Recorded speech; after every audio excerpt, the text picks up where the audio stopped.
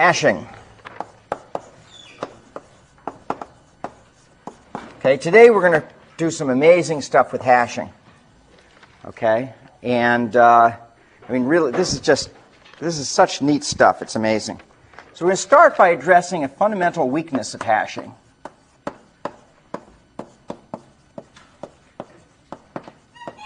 Okay, and that is that for any choice of hash function,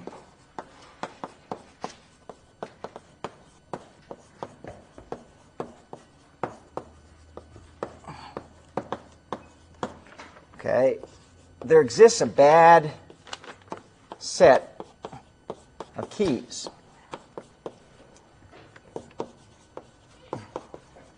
That all hash to the same slot.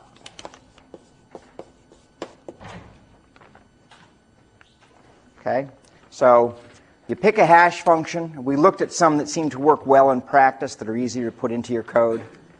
Okay, but whichever one you pick, there's always some bad set of keys. So you can imagine, just to drive this point home a little bit, imagine that you're building a compiler for a customer, and you have a symbol table in your compiler. And one of the things that the customer is demanding is that compilations go fast. They don't want to sit around waiting for compilations. And you have a competitor who's also building a compiler, and they're going to test the compiler on both of your compilers and sort of have a runoff. And one of the things in the test that they're going to allow you to do is not only will the customer run his own benchmarks, but he'll let you make up benchmarks for the other program, okay, for your competitor. And your competitor gets to make up benchmarks for you. Okay? So, and not only that, but you're actually sharing code. So you get to look at what the competitor is actually doing and what hash function they're actually using. Okay? So it's pretty clear that in this circumstance you have an adversary who is going to look at whatever hash function you have and figure out, okay, what's a set of variable names and so forth that are going to all hash to the same slot, so that essentially you're just chasing through a linked list whenever it comes to looking something up, slowing down your program enormously compared to if in fact they got distributed nicely across the hash table, which is what, after all, you have a hash table in there to do in the first place. And so the question is, how do you defeat this adversary? Okay, and the answer is one word.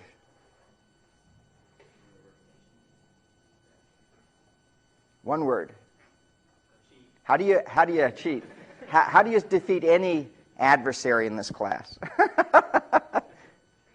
Randomness. Okay, randomness. Okay, you make it so that he can't guess. And the idea is that you choose a hash function at random. Okay, independent. So he can look at the code, but when it actually runs, it's going to use a random hash function that he has no way of predicting what the hash function is that will actually be used. Okay, so that's the game. And that way, he can provide an input, but he can't provide an input that's guaranteed to force you to run slowly. You might get unlucky in your choice of hash function, but it's not going to be because of the adversary. Okay? So the idea is to choose a hash function, okay, at random, independently from the keys that are going to be fed to it. Okay? So even if your adversary can see your code, he can't tell which hash function is going to be actually used at runtime. Okay? Doesn't get to see the output of the random numbers. Okay? And so it turns out you can make this scheme work. And the name of the scheme is universal hashing. Okay, is one way of making this scheme work.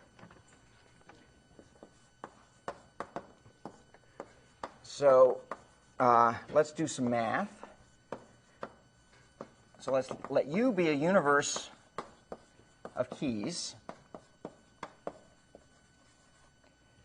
Okay, and let H be a finite collection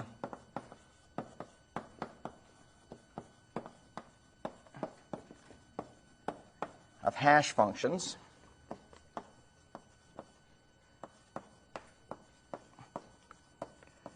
mapping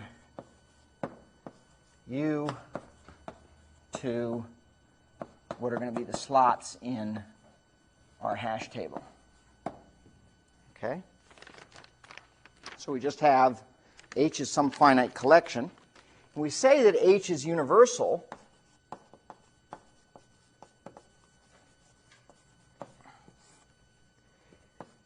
if for all pairs of the keys, distinct keys, so the keys are distinct, okay, the following is true.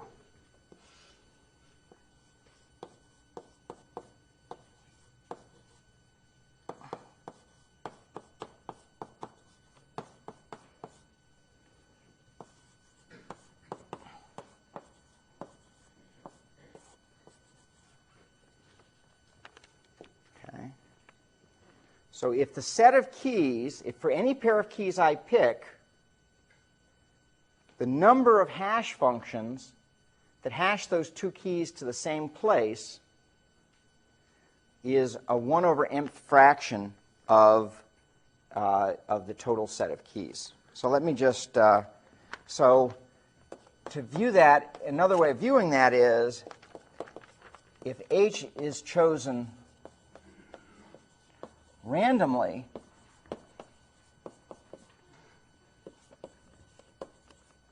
from the set of keys H,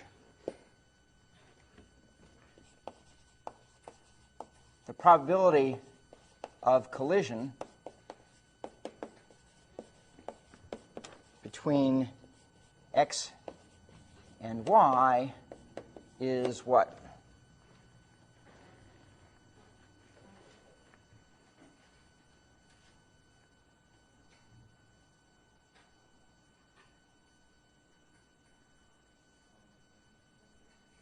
What's the probability if the fraction of hash functions, okay, if the number of hash functions is H over M, what's the probability of a collision between X and Y? If I pick a hash function at random. So I pick a hash function at random, what's the odds they collide? 1 over M. Okay, let's draw a picture for that. Help people see that that's in fact the case. So imagine this is our set of all hash functions. Okay, and then if I pick a particular X and Y, let's say that this is the set of hash functions such that H of X is equal to H of Y. And so what we're saying is that the cardinality of that set is 1 over M times the cardinality of H. So if I throw a dart and pick one hash function at random, the odds are 1 in M that the hash function falls into this particular set. And of course, this has to be true of every X and Y that I can pick. Of course, it'll be a different set. A different X and Y will somehow map the hash functions differently. Okay? But the odds that for any X and Y that I pick, the odds that if I have a random hash function that hashes it to the same place is 1 over M. Now, this is a little bit hard sometimes for people to get their head around because we're used to thinking of perhaps picking keys at random or something. Okay, that's not what's going on here. We're picking hash functions at random. Okay, so our probability space is defined over the hash functions, not over the keys. Okay, and this has to be true now for any particular two keys that I pick that are distinct. Okay, that the places that they hash, this set of hash functions, I mean, this is like a marvelous property if you think about it. Okay, that you can actually find ones where no matter what two elements I pick, okay, the odds are exactly 1 in m that a random hash function from this set is going to hash them to the same place. Okay, so very neat, very, very neat property. And we'll see the mathematics associated with this is very cool. Okay. So our theorem is that if we choose H randomly from the set of hash functions H, okay, and then we suppose we're hashing n keys into m slots in table T.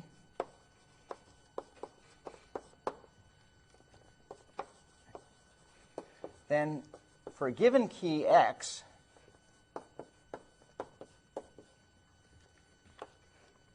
the expected number of collisions with x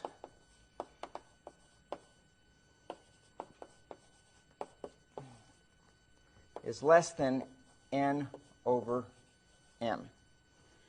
Okay, and who remembers what we call n over m? Alpha, which is the, what's the term that we use there? Load factor, the load factor of the table.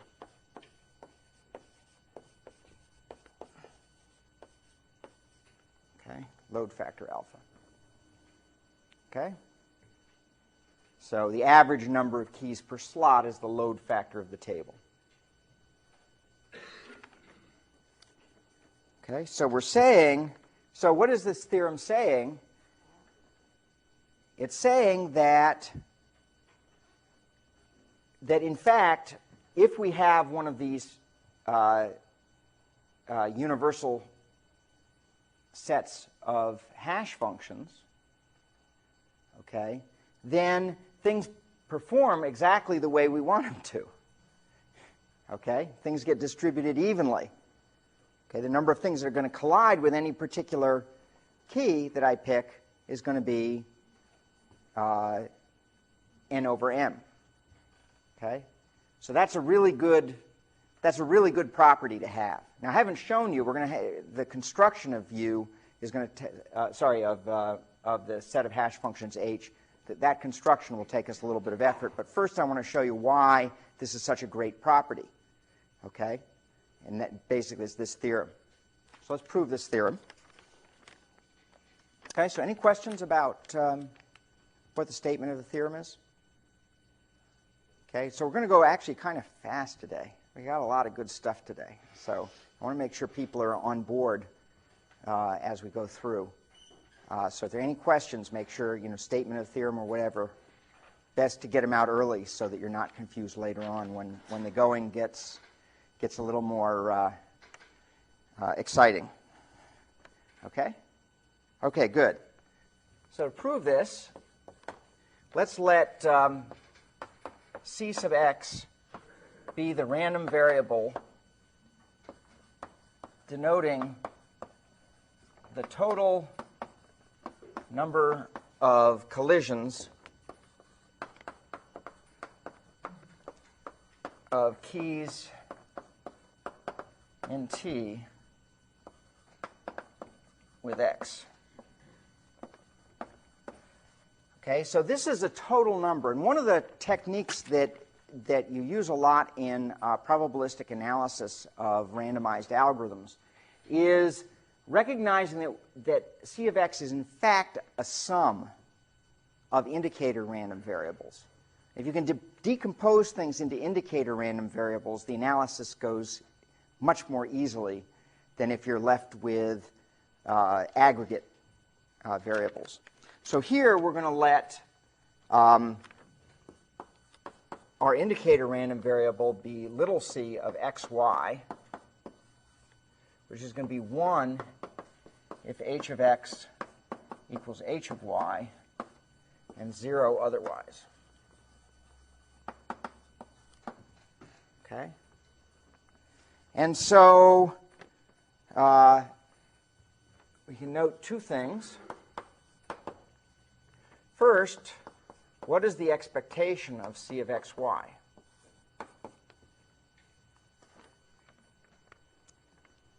Okay, if I have a process which is picking a hash function at random, what's the expectation of c of xy? 1 over m, okay, because that's basically this definition here. Okay? In other words, I pick a hash function at random, what's the odds that the hash is the same as 1 of m? Okay? And then the other thing is, and the reason we picked this thing is that I can express capital C sub x, the random variable denoting the total number of collisions, as being just the sum over all the keys in the table, except x, okay, of c of xy. Okay, so for each one that would cause me a collision, okay, with x, okay, I add 1, and if it wouldn't cause me a collision, I add 0. And that adds up all of the collisions that I would have in the table with x.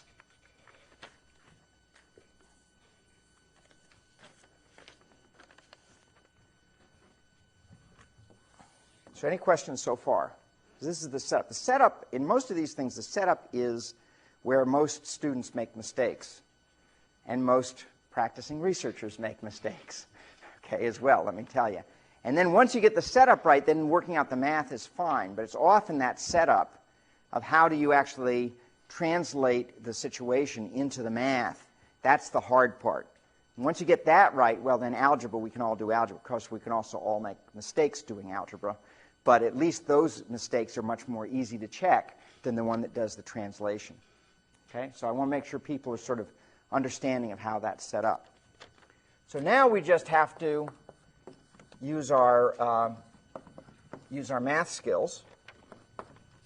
So the expectation then of the number of collisions is the expectation of c sub x. And that's just the expectation of just plugging in the sum of y in t minus the element x of cxy. Okay, so that's just definition. And that's equal to the sum of y in t minus x of expectation of cxy. So why is that? Yeah, that's linearity.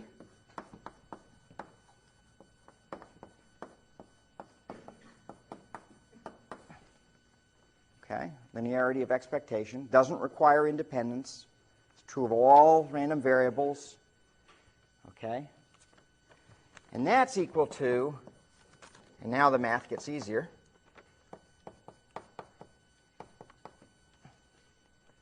So what is that? 1 over m. Okay, that makes the summation easy to evaluate. That's just n minus 1 over m. Okay. So fairly simple analysis, and shows you why we would love to have one of these sets of universal hash functions. Okay, because if you have them, then they behave exactly the way you would want it to behave. Okay, and you defeat your adversary by just picking a hash function at random. There's nothing he can do, or she. Okay. Okay, any questions about that proof? Okay, now we get into the fun math. Okay, constructing one of these babies. Okay.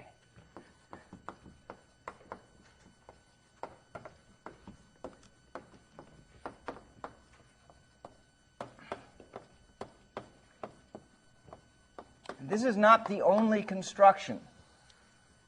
Okay, this is a construction of a class of universal hash functions. Okay, and there are other constructions in the literature, and I think there's one on the practice quiz. Okay, so let's see. So this one works when m is prime. Okay, so it works when the set of slots is a prime number. Number of slots is a prime number. So the idea here is we're going to decompose any key k in our universe into r plus 1 digits. Okay.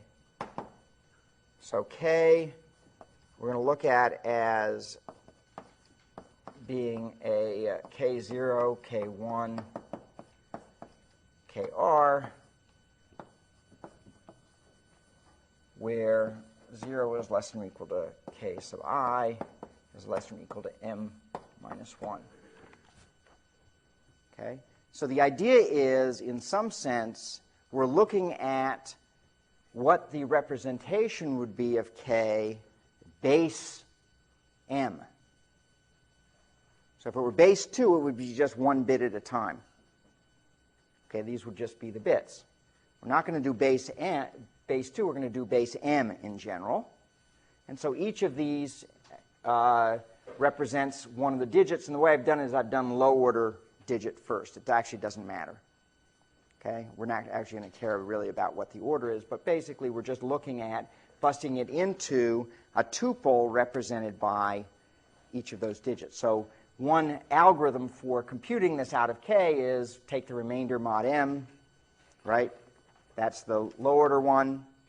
Okay, take what's left, take the remainder of that mod m, take whatever's left, etc. So you're familiar with the conversion to a base representation. That's exactly how we're getting this representation. Okay? So we treat, this is just a question of taking the data that we've got and treating it as an r plus 1 base m number. Okay? And now we invoke our randomized strategy.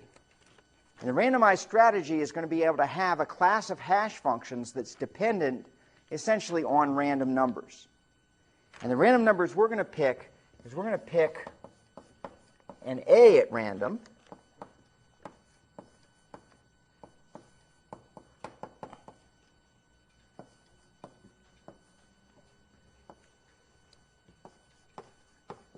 which we're also going to look at as a base m number, okay, where each ai is chosen randomly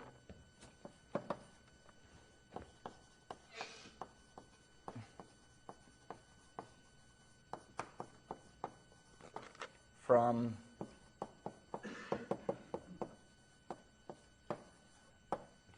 zero to m minus 1.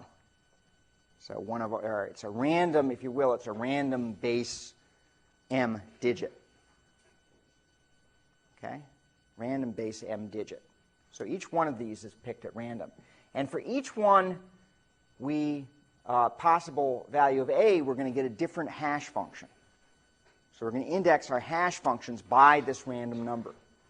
So this is where the randomness is going to come in. Everybody with me? Okay. And here's the hash function.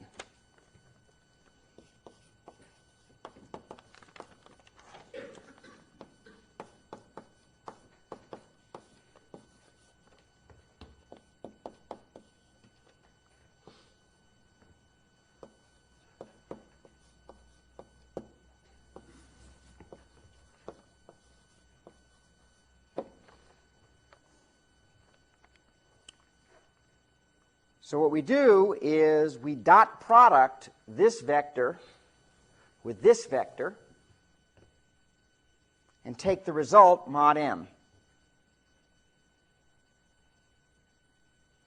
Okay? So each digit of a gets of k, of our key, gets multiplied by a random other digit.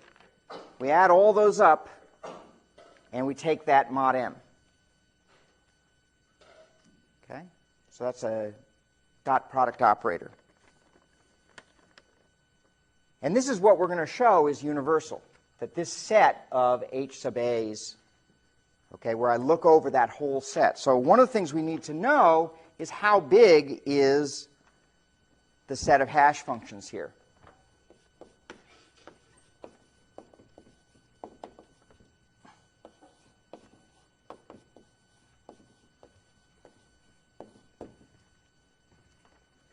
So how big is this set of hash functions? How many different hash functions do I have in this set?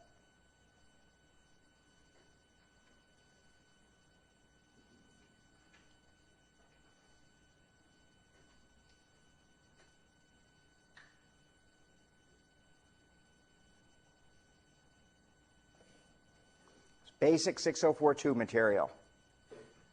Okay? It's basically how many vectors of length r plus 1, where each element of the vector is a number from 0 to m minus 1, has m different values. So how many? M minus 1 to the r. Nope. Close. It's up there. It's a big number. M to the r plus 1. Good. Okay, it's m. So the size of h is equal to m to the r plus 1. Okay? So we're going to want to remember that. Okay, so let's just understand why that is. I have m choices for the first value of a, m for the second, etc., m for the rth. Okay? And since there are r plus 1 things here, for each choice here, I have this many, same number of choices here, so it's a product. Okay, so this is the product rule in counting. So if you haven't reviewed your 6042 notes for counting, this is going to be a good idea to go back and review that because we're doing stuff of that nature. Okay, this is just the product rule. Okay, good. So then the theorem we want to prove is that h is universal. Okay, and this is going to involve a little bit of number theory, so it gets kind of interesting. Okay, and it's a non-trivial proof. So this is where, if there's any questions I'm going along, please ask because the argument is not as simple as other arguments we've seen so far. Okay, not that the ones we've seen so far have been simple, but this is definitely a more involved mathematical argument. Okay, so here's the proof. So so we have two keys. What are we trying to show if it's universal? That if I pick any two keys, the number of hash functions for which they hash to the same thing is the size of the set of hash functions divided by m. Okay, so I'm going to look at two keys. So let's pick two keys arbitrarily. Okay, so x, and we'll decompose it into our base R representation, and y, y0, y1.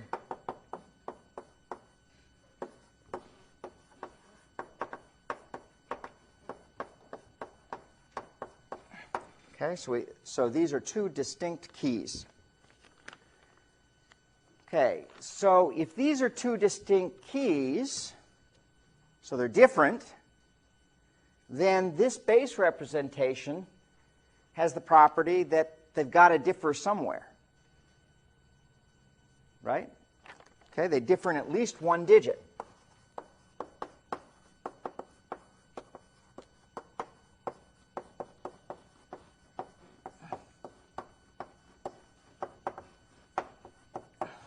Okay? And this is where most people get lost, because I'm going to make a simplification.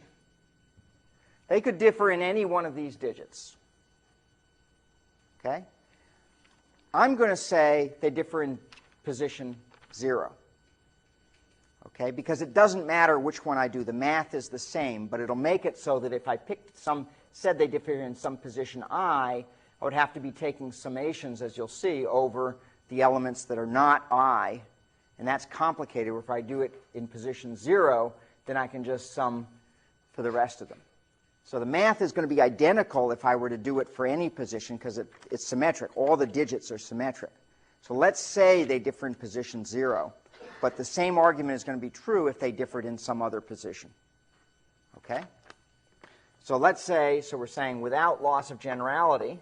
So that's without loss of generality. Okay? Position 0. Because all the positions are symmetric here. And so now we need to ask the question, for how many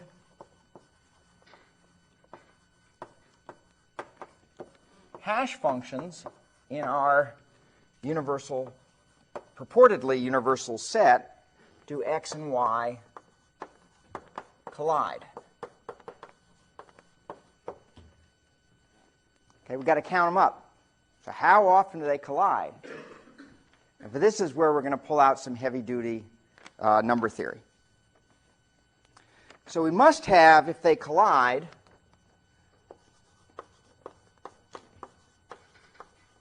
that h sub a of x is equal to h sub a of y. That's what it means for them to collide. So that implies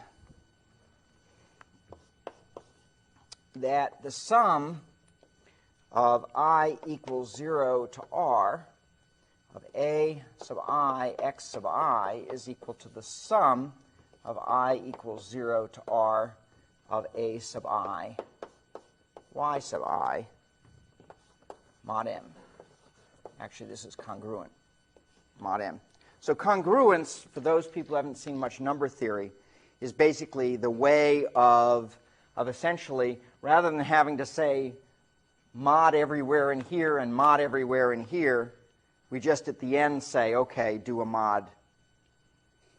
You know, at the end, everything is being done modulo m, okay? And then typically we use a congruent sign. Okay, there's a more mathematical definition, but this will work for us engineers, okay? Okay, so everybody with me so far? This is just applying the definition. Okay, so that implies that the sum of I equals 0 to r of ai xi minus yi is congruent to 0 mod m.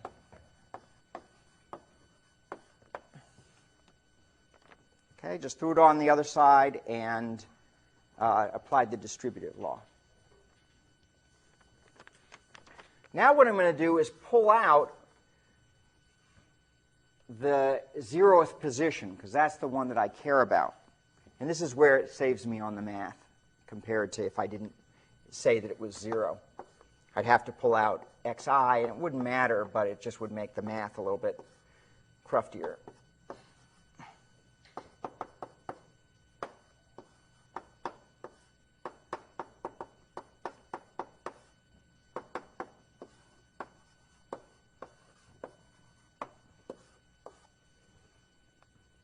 Okay, so now we've just pulled out one term.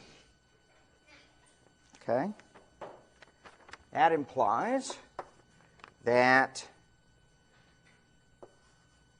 a0, x0 minus y0 is congruent to minus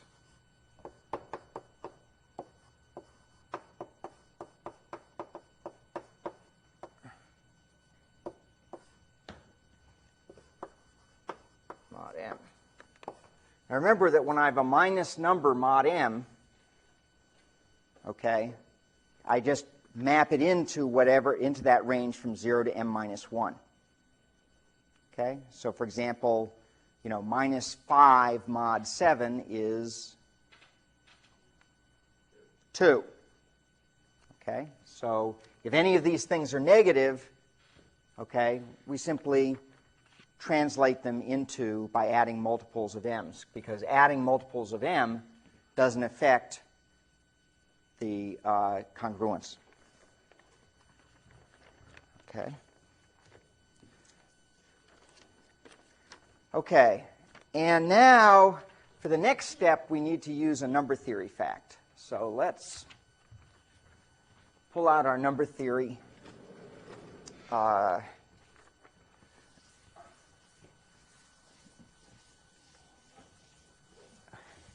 textbook and take a little digression.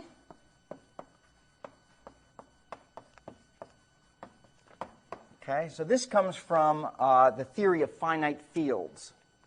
So for people who are knowledgeable, that's where you're plugging your knowledge in. If you're not knowledgeable, this is a great area of math to learn about. Okay, so here's the fact.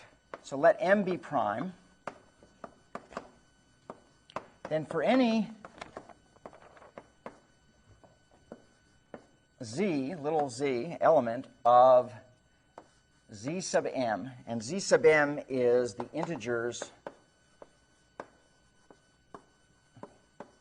mod m. Okay, so this is essentially the numbers from 0 to m minus 1 with all the operations, times, minus, plus, etc. Okay, defined on that such that if you end up outside of the range of 0 to m minus 1, you renormalize by subtracting or adding multiples of m to get back within the range from 0 to m minus 1. Okay, so it's the standard thing of just doing things modulo m. Okay, so for any z such that z, okay, is not congruent to 0, there exists a unique, okay, z inverse, okay, in z sub m, such that if I multiply z times the inverse, it produces something congruent to 1 mod m.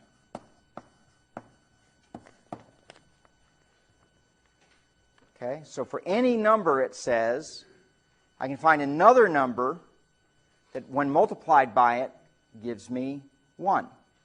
Okay, so let's just do an example for m equals 7.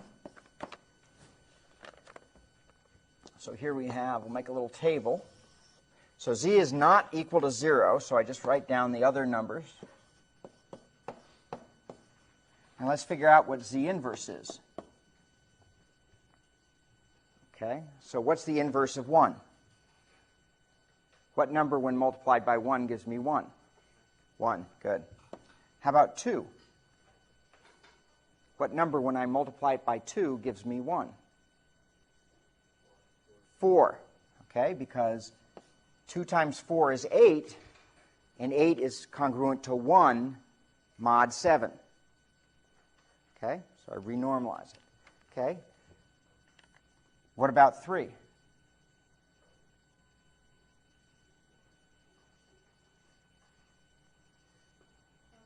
Five, good. 5. 3 times 5 is 15. That's congruent to 1 mod 7 because 15 divided by 7 is 2 remainder 1. So that's the key thing. What about 4? 2. Okay. 5. 3, and 6.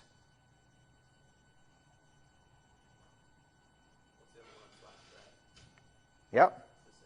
6, yeah. 6 it turns out, yeah. Okay, 6 times 6 is 36. Okay, mod 7, basically subtract off of 35, gives me 1. Okay? So people have observed some interesting facts that if one number is an inverse of another, then that other is an inverse of the one. So that's actually one of these things that you prove when you do group theory and field theory and so forth. Okay? So there's some interesting, there are all sorts of other great properties of this kind of math. But the main thing is, and this turns out not to be true if m is not a prime. So can somebody think of, let's imagine we're doing something mod 10. Can somebody think of a number that doesn't have an inverse mod 10? Yeah. 2. Another one is 5. Okay, it turns out the divisors, okay, in fact, actually, more generally, something that is not relatively prime, okay, meaning that it has no common factors, the GCD is not 1 between that number and the modulus, okay, those numbers do not have an inverse mod m. Okay, but if it's prime, every number is relatively prime to the modulus, and that's the property that we're taking advantage of. So this is our fact, okay? And so in this case, what I'm after is I want to divide by x0 minus y0. That's what I want to do at this point. Okay, but I can't do that if x0, first of all, if m isn't prime. Okay, I can't necessarily do that. I might be able to, but I can't necessarily. But if m is prime, I can definitely divide by x0 minus y0. I can find that inverse. And the other thing I have to do is make sure x0 minus y0 is not 0. Okay, it would be 0 if these two were equal, but our supposition was they weren't equal. And once again, just bring it back to the without loss of generality. If it were some other position that we were off, I would be doing exactly the same thing with that position. Okay, so now we're going to be able to divide. So we continue with our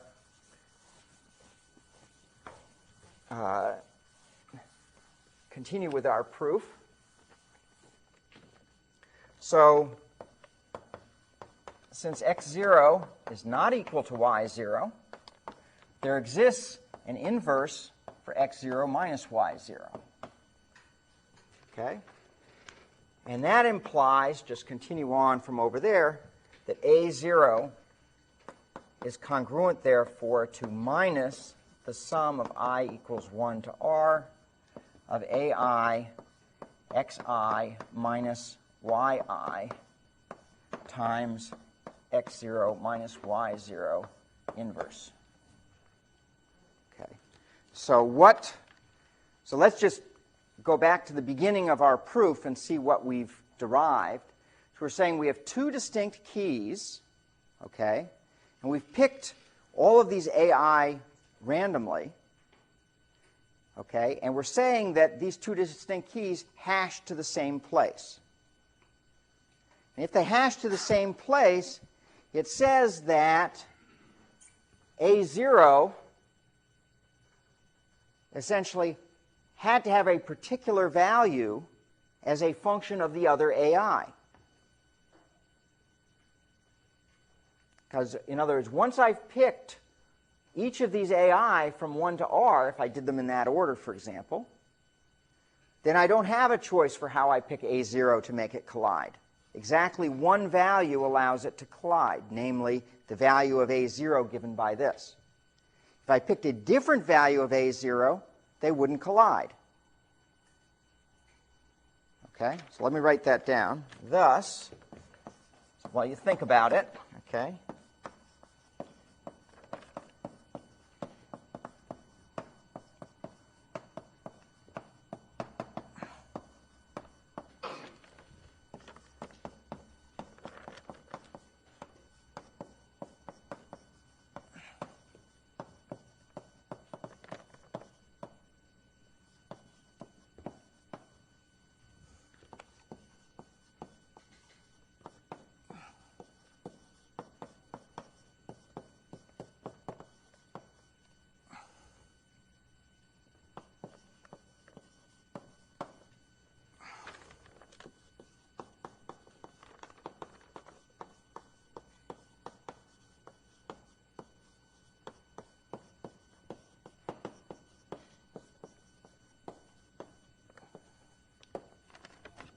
So for any choice of these AI, there's exactly one of the m possible choices of A0 that cause a collision. Okay, and for all the other choices I might make of A0, there's no collision. Okay? So essentially, I don't have, if they're going to collide, I've reduced essentially the number of degrees of freedom of my randomness, okay, by a factor of m. So if I count up the number of HAs that cause X and Y to collide, that's equal to, well, there's m choices, just using the product rule again. There's m choices for A1 times m choices for A2 up to m choices for AR, and then only one choice for A0. So this is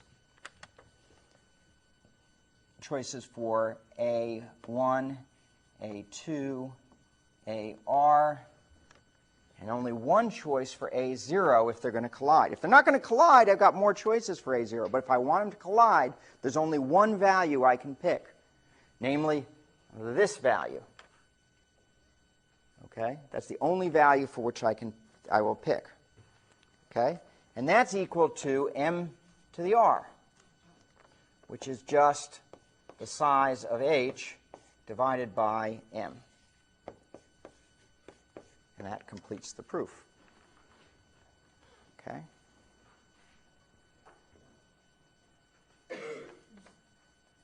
So there are other universal constructions, but this is a particularly elegant one. Okay? So the point is that I have r plus 1 degrees of freedom, where each degree of freedom I have m choices.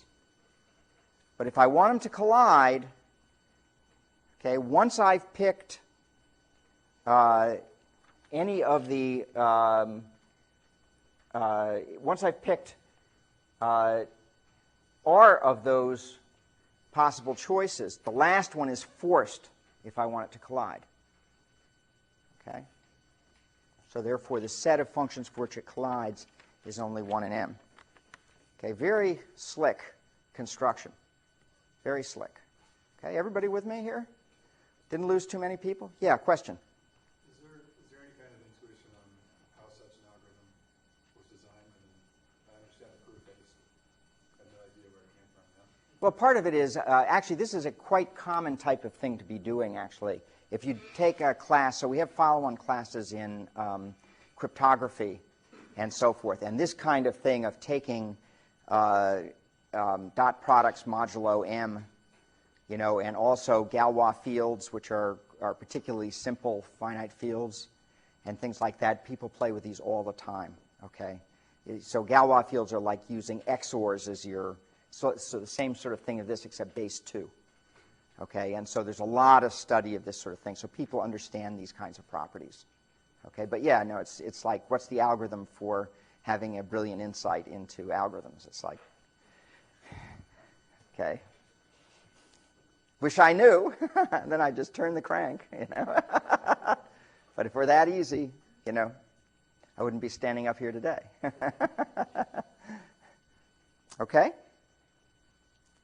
Good. Okay. So now I want to take on another topic, which is also, I find, I think this is astounding. It's just beautiful, beautiful mathematics and big impact on, you know, your ability to build good hash functions. Now I want to talk about another topic which is related, which is the topic of perfect hashing.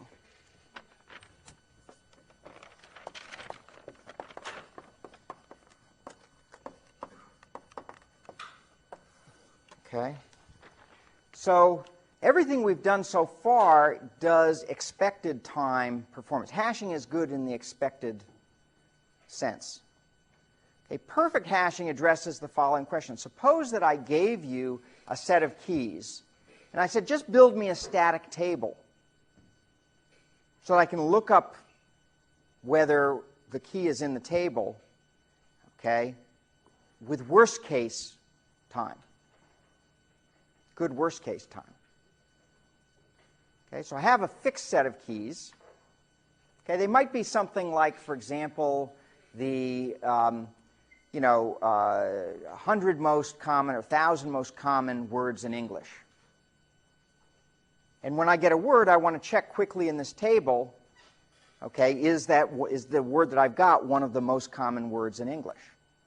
Now, I would like to do that not with expected performance, but guaranteed worst case performance. Is there a way of building it so that I can find this quickly? So the problem is, given n keys,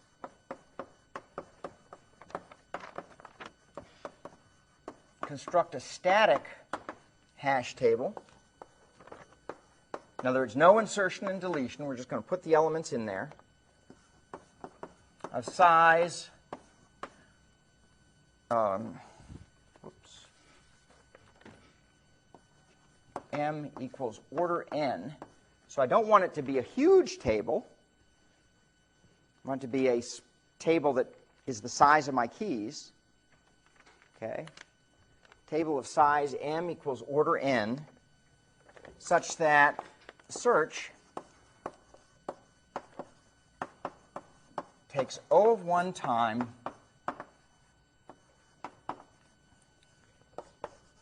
in the worst case.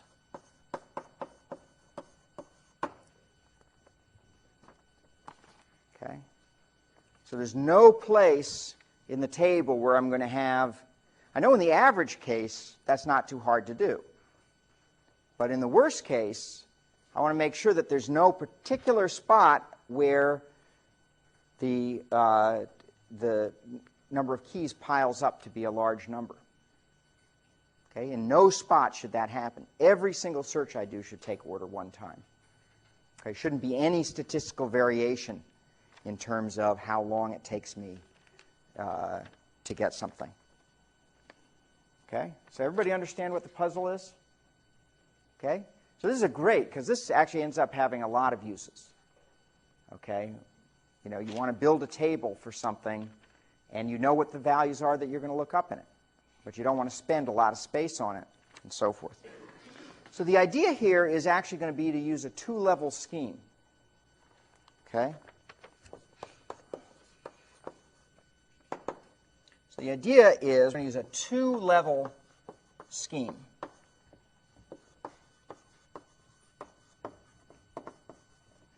With universal hashing at both levels. Okay?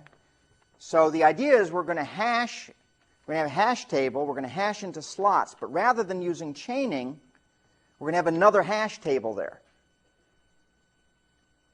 We're going to do a second hash into the second hash table. Okay? And the idea is that we're going to do it in such a way that we have no collisions at level 2. So we may have collisions at level 1. We'll take anything that collides at level 1 and put them into a hash table, and then a second level hash table, but that hash table, no collisions. Boom, we're just going to hash right in there. Okay, and it'll just go boom to its thing. So let's draw a picture of this to illustrate the scheme. Okay, so we have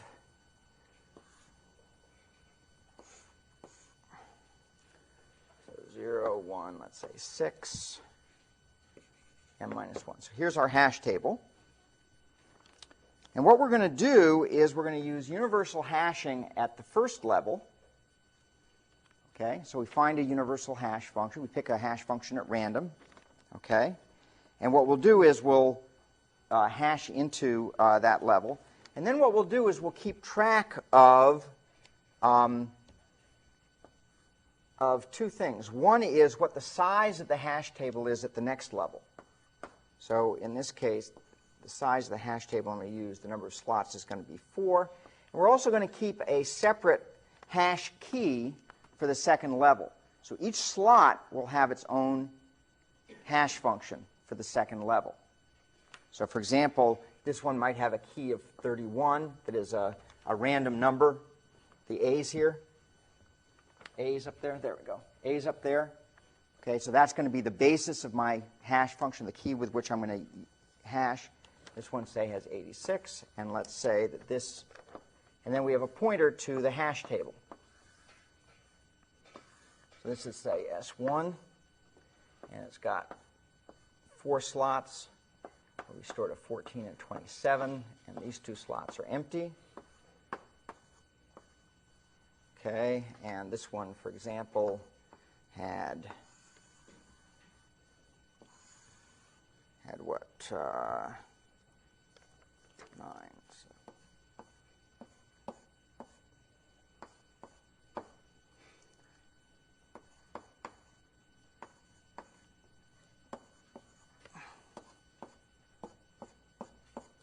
Okay. So the idea here is that in this case, if we look overall, our top level hash function, which I'll just call h, has that h of 14 is equal to h of 27, which is equal to 1, because we're in slot 1. Okay, so these two both hash to the same slot in the level 1 hash table. So this is level 1, and this is level 2 over here. Okay. So level 1 hashing, 14 and 27, collided. They went into the same slot here. Okay. But at level 2, they got hashed to different places, and the hash function I use is going to be indexed by whatever the random numbers are that I chose and found for this. And I'll show you how we find those. Okay. So we have then h of 31 of 14 is equal to 1. h31 of 27 is equal to 2 for level 2. Okay. So I go hash in here, use this as the basis of my hash function to hash into whatever table I've got here. Okay, and so if I can guarantee that there are no collisions at level 2, this is going to cost me order 1 time in the worst case to look something up. How do I look it up? Take the value, I apply h to it. That takes me to some slot. Then I look to see what the key is for this hash function. I apply that hash function, and that takes me to another slot. And then I go there. Okay, and that took me basically 2 applications of hash functions plus some lookup plus who knows what minor amount of bookkeeping. Okay. So the reason we're going to have no collisions at this level, okay, is the following. If there are n sub I items that hash to a level 1 slot I, then we're going to use m sub I, which is equal to n sub I squared slots in the level 2 hash table.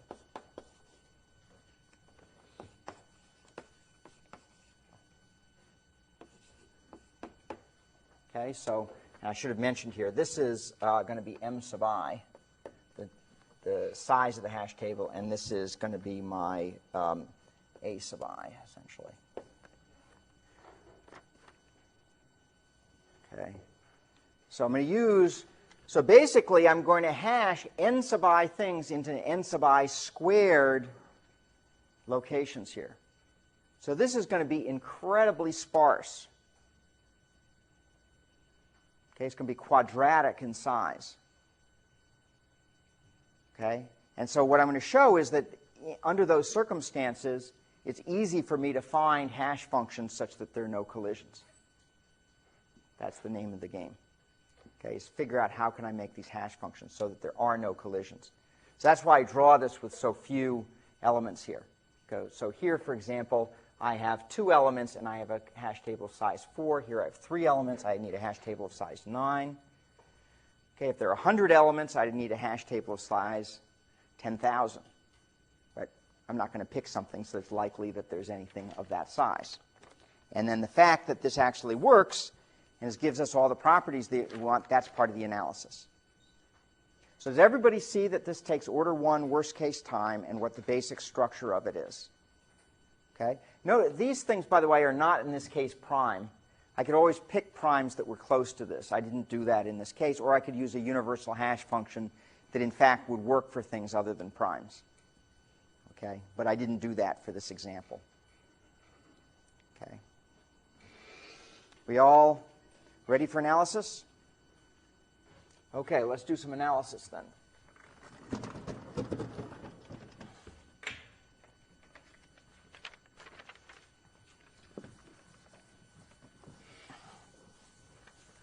And this is really pretty analysis, partly, as you'll see, because we've already done some of this analysis. And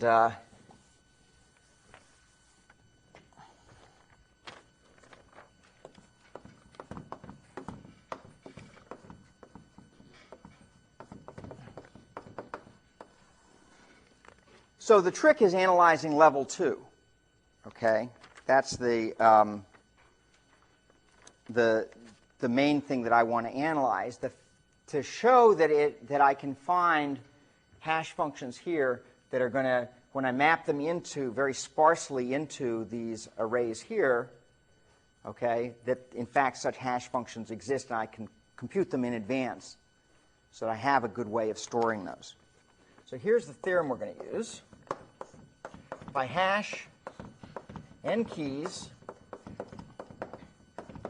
into m equals n squared slots,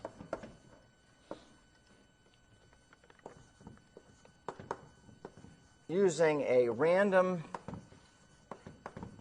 hash function in a universal set H,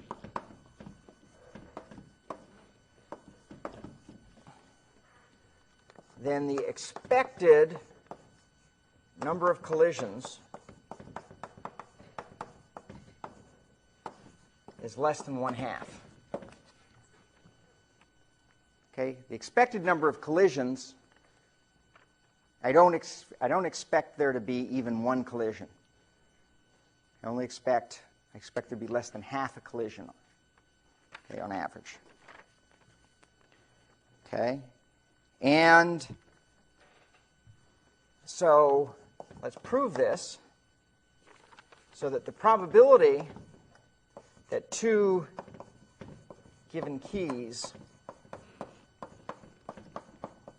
collide under H is what? What's the probability that 2 given keys collide under H when H is chosen randomly from the universal set? 1 over m, right? That's the definition, right, of, which is in this case equal to 1 over n squared. Okay? So now how many keys, how many pairs of keys do I have in this table? How many keys could possibly collide with each other? Okay, so that's basically just looking at how many different pairs of keys do I have to evaluate this for. So there are n choose 2 pairs of keys, right? N choose 2 pairs of keys. So therefore, the expected number of collisions is, well, for each of these n choose, whoops, not n over 2, n choose 2 pairs of keys, the probability that it collides is 1 in n squared. So that's equal to n times n minus 1 over 2, if you remember your formula, times 1 and n squared. Okay? And that's less than a half.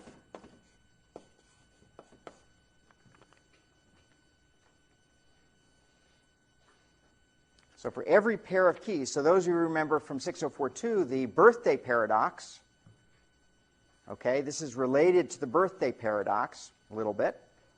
Okay, but here I basically have a large set, and I'm looking at all pairs, but my set is sufficiently big that the odds that I get a collision is relatively small. If I start increasing it beyond the square root of m, okay, the number of elements, it starts getting bigger than the square root of n, then the odds of a collision go up dramatically, as you know from the birthday paradox. Okay, but if I'm less than, if I'm really sparse in there, I don't get collisions. Okay, or at least I get a relatively small number expected. Now I want to remind you of something which actually in the past I've just assumed, but I want to actually go through it briefly. It's Markov's inequality. Okay, so who remembers Markov's inequality? Don't everybody raise their hand at once. Okay, so Markov's inequality says the following. This is one of these great probability facts. For random variable x, which is bounded below by 0, it says the probability that x is greater than or equal to any given value t is less than or equal to the expectation of x divided by t. It's a great fact. Doesn't happen if x isn't bounded below by 0. But it's a great fact. And allows me to relate the probability of an event to its expectation. And the idea is, in general, that if the expectation is going to be small, then I can't have a high probability that the value of the random variable is large. Doesn't make sense. How could you have a high probability that it's 1,000,000 when my expectation is 1, or in this case, we're going to apply it when the expectation is 1/2? Couldn't happen. Okay? And the proof follows just directly on the definition of expectation. Okay? And so I'm doing this for a discrete random variable. So the expectation by definition is just the sum from little x goes from 0 to infinity of x times the probability that my random variable takes on the value x. That's the definition. And now it's just a question of doing like the coarsest approximation you can imagine. First of all, let me just simply throw away all small terms. So that's going to be greater than or equal to x equals t to infinity of x times the probability that x is equal to little x. Okay, so just throw away all the low order terms. Now what I'm going to do is replace every one of these terms is lower bounded by the value x equals t.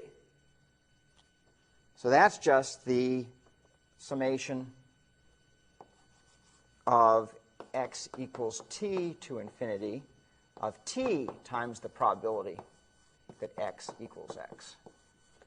Okay, over x going from t larger. Because these are only bigger values. Okay? And that's just equal then to t, because I can pull that out. And the summation of x equals t to infinity of the probability that x equals x is just the probability that x is greater than or equal to t.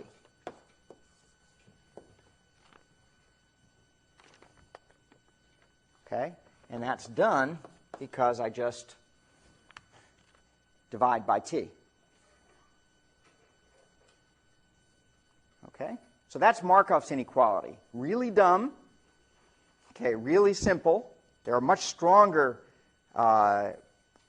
things like Chebyshev bounds and Chernoff bounds and things of that nature. Okay? But Markov's is like unbelievably simple and useful. So we're going to just apply that as a corollary.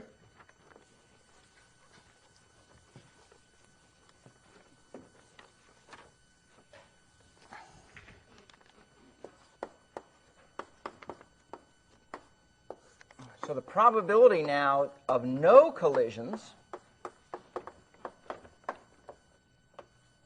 okay, when I hash n keys into n squared slots using a universal hash function, okay, I claim is the probability of no collisions is greater than or equal to a half.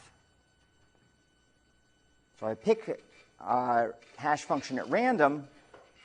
What are the odds that I got no collisions when I hashed those n keys into n squared slots? Answer, probability is that I have no collisions is at least a half. Half the time I'm guaranteed that there won't be a collision. And the proof is pretty simple. The probability of no collisions is the same as the probability is 1 minus the probability that I have at most one collision. So the odds that I have at least one collision, the odds I have at least one collision, okay, probably greater than or equal to one collision is less than or equal to, now I just apply Markov's inequality, okay, with this. So it's just the expected number of collisions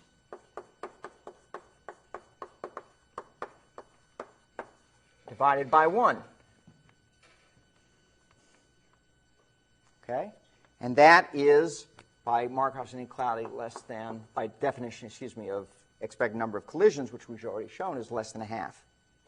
So the probability of at least one collision is less than a half. The probability of 0 collisions is at least a half. Okay? So we're done here. So to find a good level 2 hash function is easy. I just test a few at random. Most of them out there, okay, half of them, at least half of them, are going to work. So this is, in some sense, if you think about it, a randomized construction, because I can't tell you which one it's going to be. It's non-constructive in that sense, but it's a randomized construction. But they have to exist because most of them out there have this good property. Okay?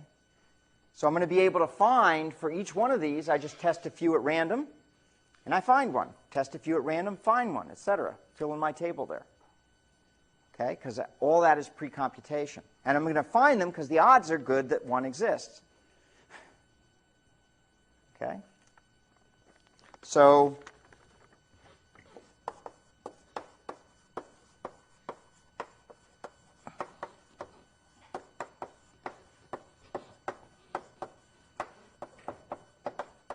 we just test a few at random.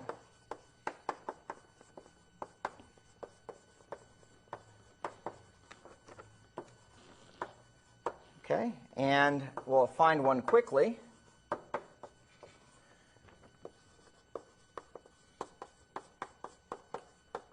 Since at least half will work.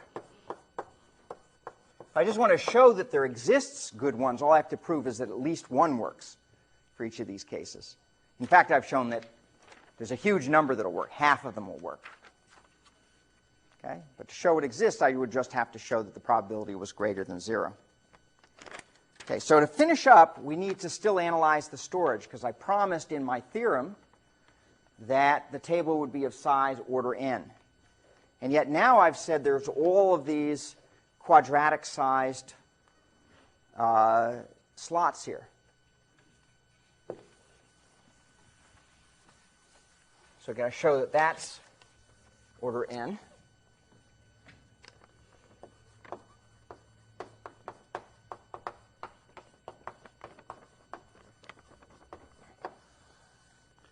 Okay, so for level 1, that's easy. We'll just choose the number of slots to be equal to the number of keys. Okay, and that way the storage at level 1 is just order n. And now let's let n sub I be the random variable for the number of keys that hash to slot I in T. Okay, so n sub I is just what we've called it, the number of elements that slot there. And we're going to use m sub I equals n sub I squared slots in each level 2 table S sub I. So the expected total storage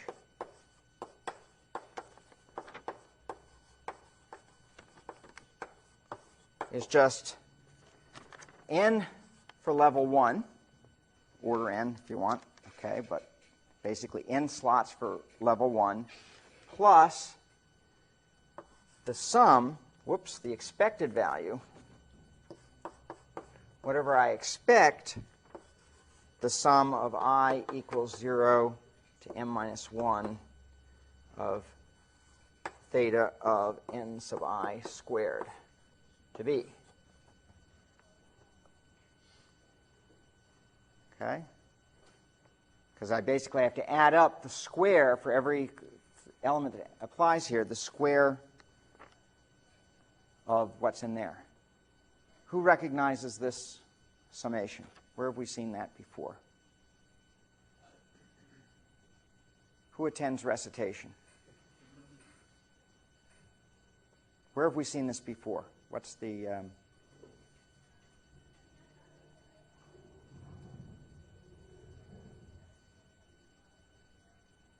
We're summing the expected value of a bunch of... Oh, yeah, what was that algorithm? We did a sorting algorithm, right? What was the sorting algorithm for which this was an important thing to evaluate? Don't everybody shout it out at once. What was that sorting algorithm called? Bucket sort. Good. Bucket sort. Yeah. And what did we show about the... We showed that the sum of the squares of random variables when they're falling randomly into n bins is order n. Right?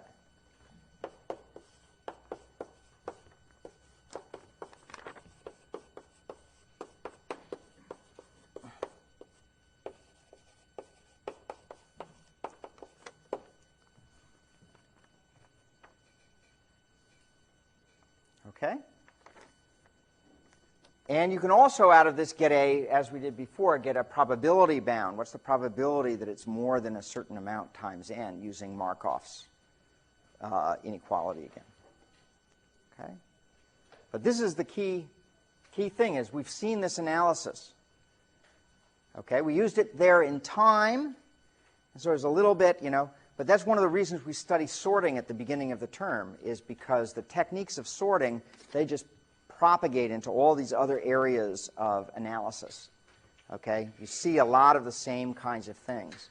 And so now that you know bucket sort clearly so well, okay, now you know that this without having to do any extra work. Okay? So you might want to go back and review your bucket sort analysis. Okay, make sure that, because it's applied now in same analysis, 2 places.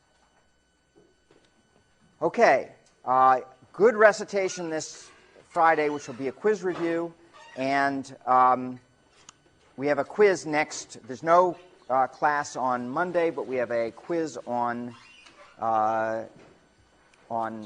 next Wednesday. Okay, so good luck everybody on the quiz. Make sure you get plenty of sleep.